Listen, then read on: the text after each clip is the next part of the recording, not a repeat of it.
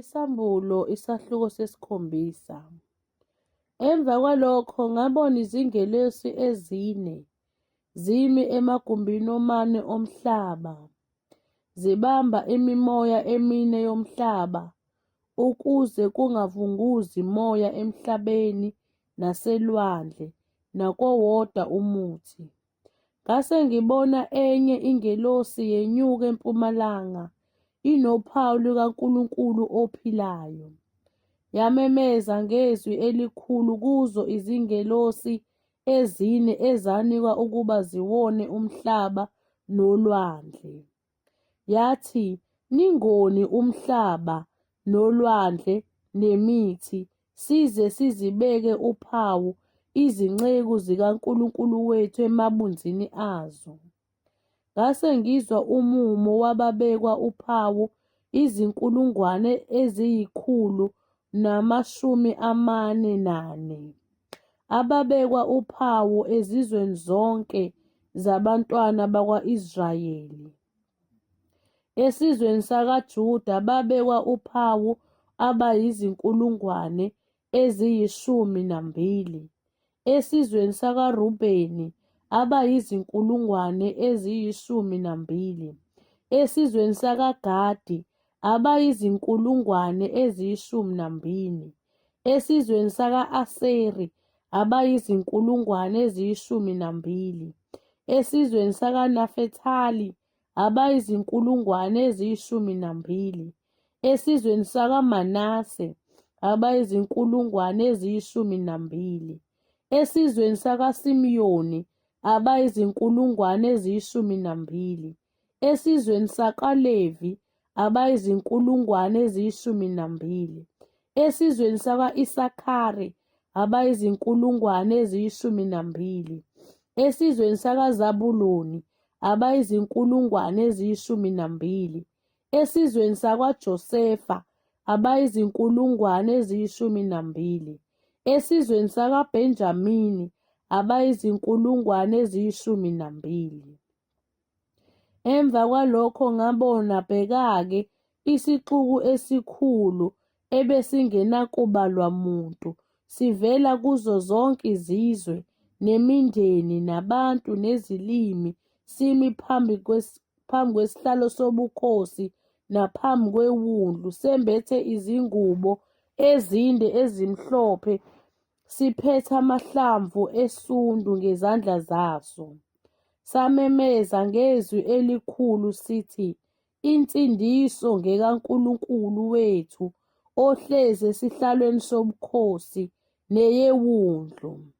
Nezingelosi zonke ezazimi zihaqe isihlalo sobukhosi namalungu nezidalwa ezine zawa phansi ngobuso phambi kwesihlalo sobukhosi, zakhuleka kuNkulunkulu, zathi, "Amen, isibusiso nenkazimulo nokuhlakanipha nokubongwa nodumo namandla nokunqoba makube kuNkulunkulu wethu kuze kube phakade naphakade. Amen." Elinye lamalungu lase liphendula lithi kimi, "Laba abambethe izingubo ezimhlophe bangobani? Bavelaphi na?" Ngase ngithi kulo, "Nkosi yami, nguwe owaziyo." Lase lithi kimi, "Labo yibo abaphuma osizini olukhulu, bahlanza izingubo zabo bazenza zaba mhlophe egazini leWundlu." Ngalokho-ke baphambi kwesihlalo sobukhosi sikaNkulunkulu, bemkhonza imini nobusuku ethempelini lakhe, nohlezi esihlalweni sobukhosi uyakumisa ithabanekele phezu kwabo.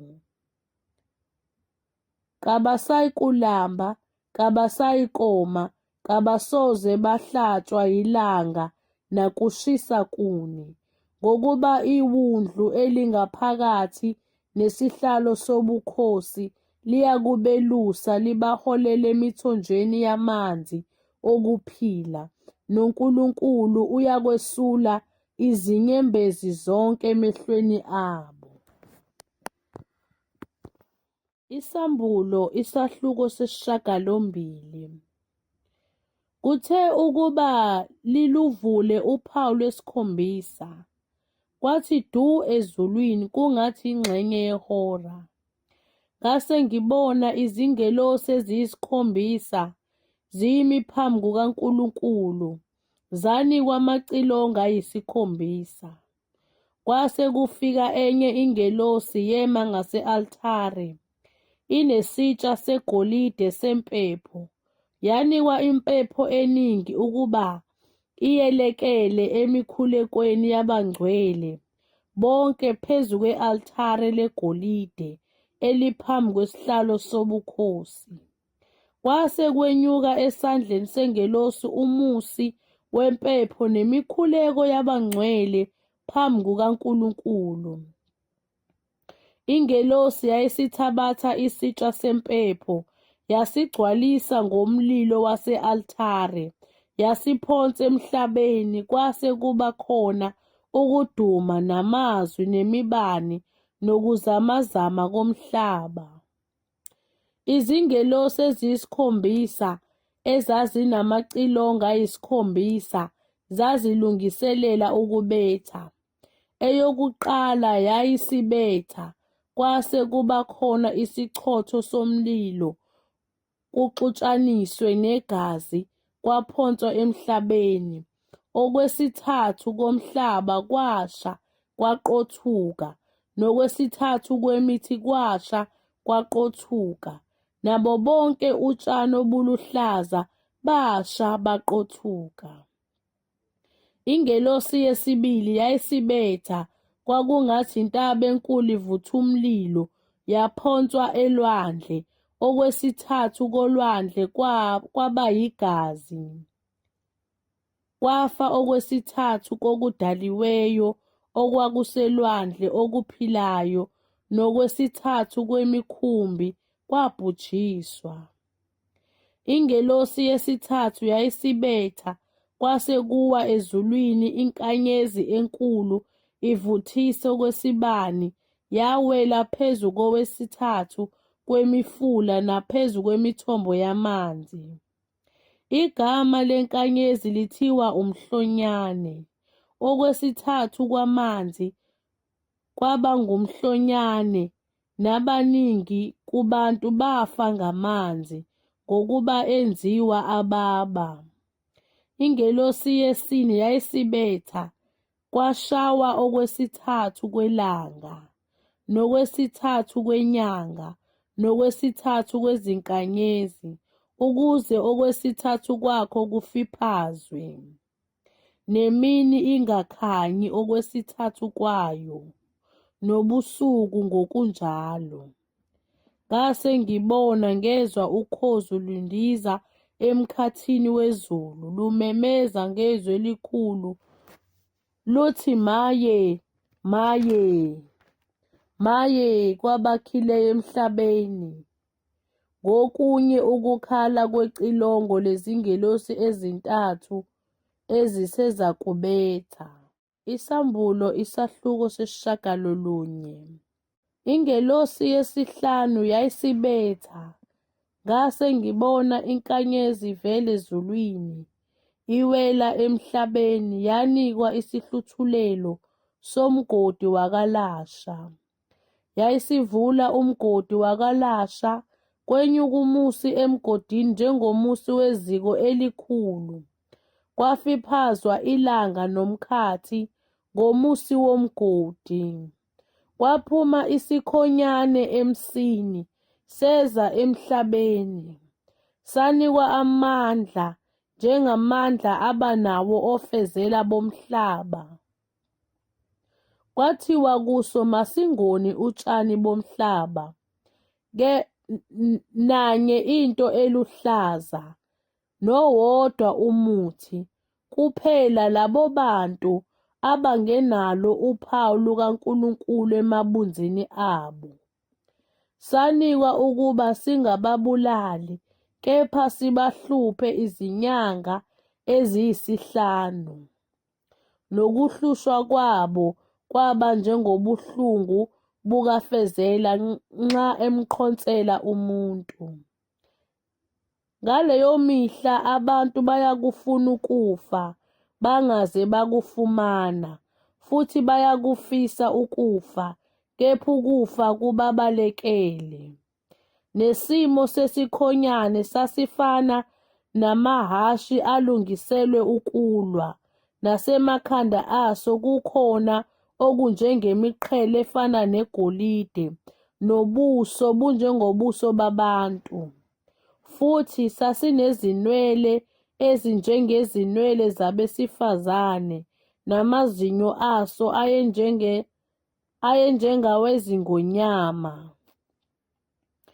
Sinesivikelo zesifuba njengezivikelo zensimbi, nomdumo wamaphiko aso wawunjengomdumo wezinqola zamahhashi amaningi egijimela ekulweni.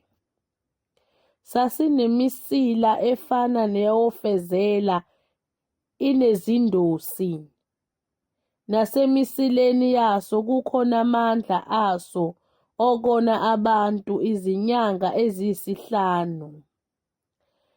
Sinenkosi phezu kwaso, inkosi yakwaLasha, igama layo ngesiHebheru lingu-Abadoni, kepha ngesiGriki inegama lokuthi u-Aphiliyoni. Umaye wokuqala udlulile, bheka kuseza omaye ababili ngasemuva kwalokho. Ingelosi yesithupha yayisibetha, ngezwa izwi livela ezimpondweni ezine ze-althare legolide eliphambi kukaNkulunkulu. Lithi kuyo ingelosi yesithupha enecilongo, thukulula izingelosi ezine eziboshiwe ngasemfuleni omkhulu i-Ewufrate. Zase zithukululwa izingelosi ezine ezilungiselwa ihora, nosuku, nenyanga, nomnyaka ukuba zibulale okwesithathu kwabantu. Umumo wezimpi zabakhwele amahhashi wawungukuphindwa kabili kwezinkulungwane eziyishumi ziphindwe kazinkulungwane eziyishumi. Nakanjalo ngabona ngombono amahhashi nabakhwele kuwo benezivikelo zesifuba, zibomvu njengomlilo nezihiyakante,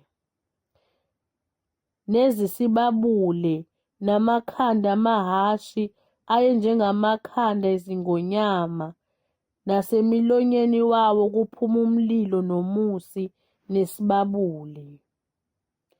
Ngalezo zinhlupho ezintathu kubulawa okwesithathu kwabantu ngomlilo nangomusi, nanjengesibabuli okwaphuma emilonyeni wawo, ngokuba amandla amahhashi asemilonyeni yawo nasemisileni yawo, ngokuba imisila yawo ifana nezinyoka, inamakhanda ona ngawo.